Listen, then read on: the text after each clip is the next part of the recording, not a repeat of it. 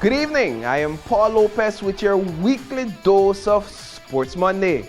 We're kicking things off in San Ignacio, where the Kaya Western Ballers and the Belize Thunderbolts lit up the court in a high-energy showdown.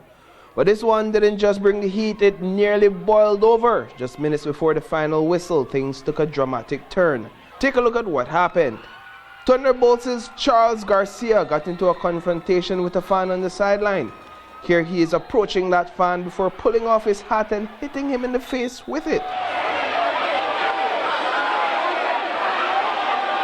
Now check this out, here's another angle of the confrontation, this time captured by a fan in the stands. And get this, the person being confronted by Garcia, none other than Dr. Julio Sabido, the CEO of the Ministry of Health and Wellness. Things nearly escalated even further when Garcia almost clashed with another fan who stormed the court. But quick action from police officers on duty kept it from getting out of hand. Garcia was eventually escorted back to the court while Dr. Sabido made his exit from the venue. After the match, Thunderbolts head coach Darren Bovell didn't hold back. He took to social media pointing fingers at the referees, saying they dropped the ball. According to Bovell, he had already raised concerns earlier in the game when fans went after Garcia. He says he flagged it again when threatening gestures like cutthroat signs were being made toward his player. That, he says, is when things spiraled.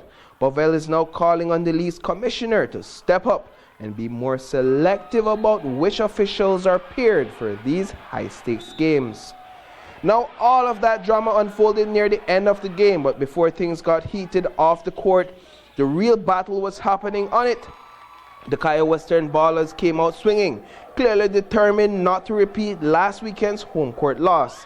And they meant business. From the opening tip, they took control. By the end of the first quarter, they were already up 26-10, thanks in large part to standout performances from Dennis Flowers III and Eric Nicholas.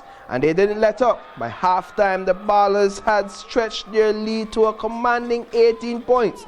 43-25 over the Thunderbolts. The Thunderbolts brought that lead down to 12 points at the end of the third quarter with big-time buckets from Matthew Young and Victor Evans. The Thunderbolts then brought the Western Ballers' lead down to 8 in the fourth. But this one eventually slipped out of their hands, a big home court victory for the Kaya Western Ballers, much to the delight of the fans that were inside a packed-out Sacred Heart Auditorium.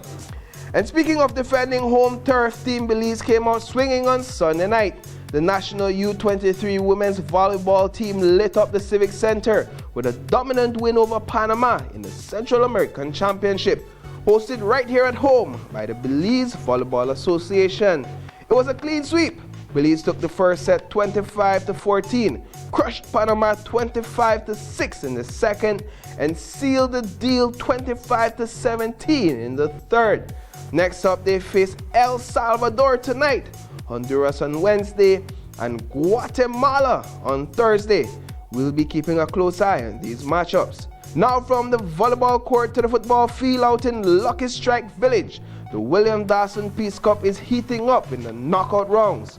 On Sunday, Cesar Ridge FC went head-to-head with Hattieville Rockville in a do-or-die showdown. And folks, this one wasn't even close. It was a blowout from start to finish. Cesar Ridge on the attack, Lonnie Leslie with the ball, and he blasted one into the goal. 2 minutes later, corner kick for Cesar Ridge, a header inside the box. The goalkeeper tried to get the ball out, but Deshaun Thompson was right there to clean things up. 7 minutes later, another corner kick for Cesar Ridge, and what a beautiful kick from Naeem Wilson. The ball bounced off the sidebar and went into goal. In the 38th minute of the first half, it was Hattieville's LeBron Robinson alone on the attack. He beat the goalkeeper and gave his team a desperately needed goal. Cesar Ridge scored 4 goals in the first half and 2 in the second for a total of 6 goals. Team Hattieville Rockville only scored 2 goals, 1 in each half. Their run for this season has officially come to an end. The semi-finals kick off on Saturday inside the Marion Jones Sporting Complex. Cesar Ridge FC will take on Rookies FC, while Survivors FC will play Tut Bay FC. And to wrap things up tonight, there's a new team leading the Belize Athletics Association, and it's headed by Olympic sprinter Sean Gill, who's now officially the new president. The association held its elections over the weekend, and here's how the lineup looks. Alvin Tillett steps in as first vice president.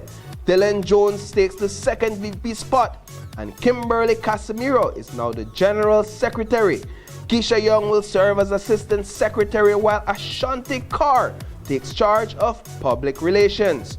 Rounding out the team are committee members Shelmadine Carr, Julia McCord, and Gloria Serrano.